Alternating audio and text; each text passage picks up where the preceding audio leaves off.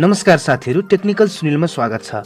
आजको भिडियोमा तपाईहरुको डेली लाइफमा युजफुल हुने 5 फ्री मोबाइल एप्लिकेसनहरु लिएर आएको छु, जुन एप्लिकेसनहरु प्ले स्टोरमा नै छ तर धेरैलाई थाहा छैन। मलाई लाग्छ तपाईहरुलाई धेरै नै युजफुल हुनेछ र यी 5 एप्लिकेसनहरु मध्येमा कुन चाहिँ एप्लिकेसन तपाईलाई सबैभन्दा बढी मन पर्यो कमेन्ट गर्न चाहिँ नभुल्नु होला। तपाईहरुले भिडियोलाई लाइक त गरिहाल्नुहुन्छ, साथसाथै च्यानलमा नयाँ हुनुहुन्छ भने सब्स्क्राइब गर्नुहोस् र बेल आइकन प्रेस गरी अलमा सेट गर्नुहोस्। यसैबाट सम्पूर्ण भिडियोहरुको नोटिफिकेसन सबैभन्दा पहिला मिल्नेछ।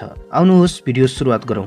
पहिलो नम्बरमा छ मकारोन। साथीहरु, यस एप्लिकेसनको विशेषता छ तपाईको फोटोलाई कुनै पनि सेलिब्रिटीहरु अथवा जो कसैको फोटोसँग एड गर्न सक्नुहुनेछ र आफ्नै फोटोको डुप्लिकेट बनाउन पनि सक्नुहुनेछ, जस्तो कि तपाईहरुले यहाँ देख्दै हुनुहुन्छ। डाउनलोड गरिसकेपछि साथीहरु यसलाई ओपन गर्नुहोस्। गरिसकेपछि तपाईहरुले यस्तो किसिमको इन्टरफेस देख्न सक्नुहुनेछ। यहाँ प्लसको आइकन छ, यसमा सिम्पली ट्याप गर्नुहोस्। ट्याप गरिसकेपछि कुनै एउटा फोटो चुज गर्नुहोस्। चुज गरिसकेपछि साथीहरु एकछिन टाइम लिनेछ। यहाँबाट साथीहरु तपाईहरुले आफ्नो फोटो एडिटिङ गर्न सक्नुहुनेछ। यदि तपाईहरुको फोटो सही पोजिसनमा छैन भने सार्न पनि सक्नुहुनेछ र आफ्नै फोटोको डुप्लिकेट पनि बनाउन सक्नुहुनेछ। साथसाथै कुनै पनि सेलिब्रिटीको फोटोमा आफ्नो फोटो एड गर्न सक्नुहुनेछ। जस्तो कि म यहाँ आफ्नो फोटोलाई एड गर्न गइरहेको छु।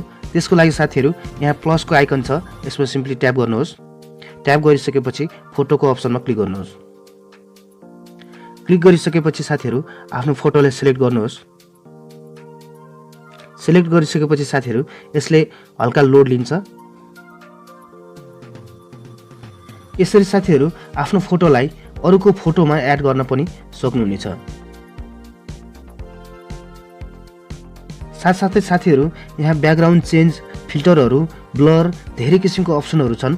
यो अप्सनहरु तपाईहरुले युज गर्न सक्नुहुनेछ। दोस्रोमा छ फेक कल।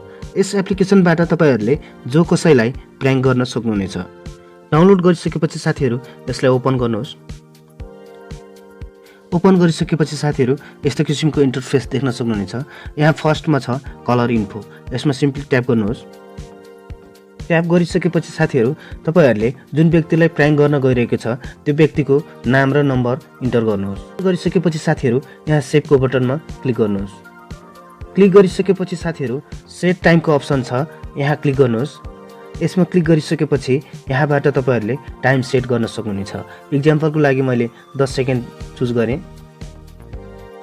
अब 10 सेकेन्ड पछि मेरो मोबाइलमा फेक कल आउनेछ।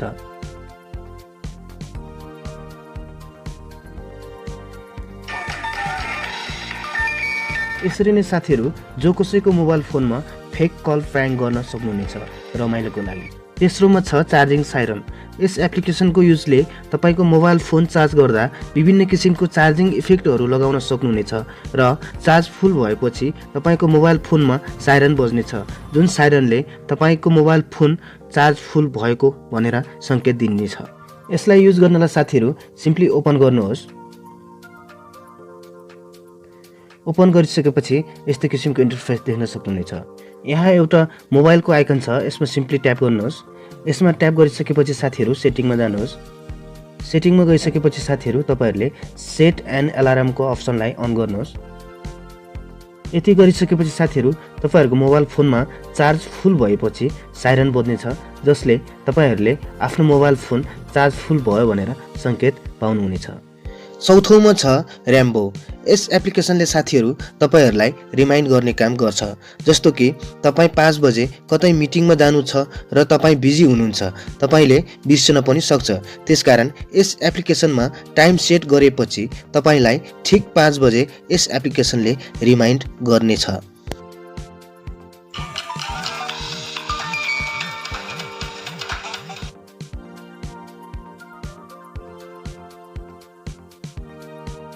ओपन गरिसकेपछि साथीहरु यस्तो किसिमको इन्टरफेस देख्न सक्नुहुनेछ। यहाँ तपाईहरुले आफ्नो रिमाइन्ड मेसेजलाई सेन्ड गर्न सक्नुहुनेछ, जस्तो कि rainbow remind me 5 PM। Send गरिसकेपछि साथीहरू मेसेज रिप्लाई आउनेछ। यहाँबाट तपाईहरुले डेट सिलेक्ट गर्न सक्नुहुनेछ। सिलेक्ट गरिसकेपछि साथीहरू सेन्डमा क्लिक गर्नुहोस्।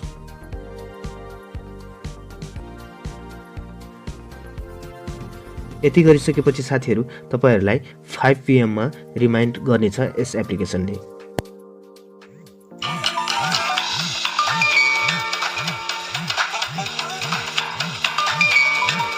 आजको अन्तिम अथवा 5औं नम्बरको एप्लिकेसन छ रिमुभ अनवान्टेड अब्जेक्ट।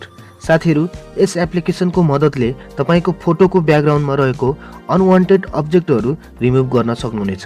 डाउनलोड गरिसकेपछि साथीहरू यसलाई ओपन गर्नुहोस्। ओपन गरिसकेपछि साथीहरू यस्तै किसिमको इन्टरफेस देख्न सक्नुहुनेछ। यहाँ ग्यालरीको अप्सन छ, यसमा सिम्पली क्लिक गर्नुहोस्। क्लिक गरिसकेपछि साथीहरू फोटो चुज गर्नुहोस् जुन फोटोको अब्जेक्ट रिमुभ गर्न चाहनुहुन्छ। चुज गरिसकेपछि साथीहरू यहाँ ब्रसको अप्सन छ, यसमा सिम्पली ट्याप गर्नुहोस्।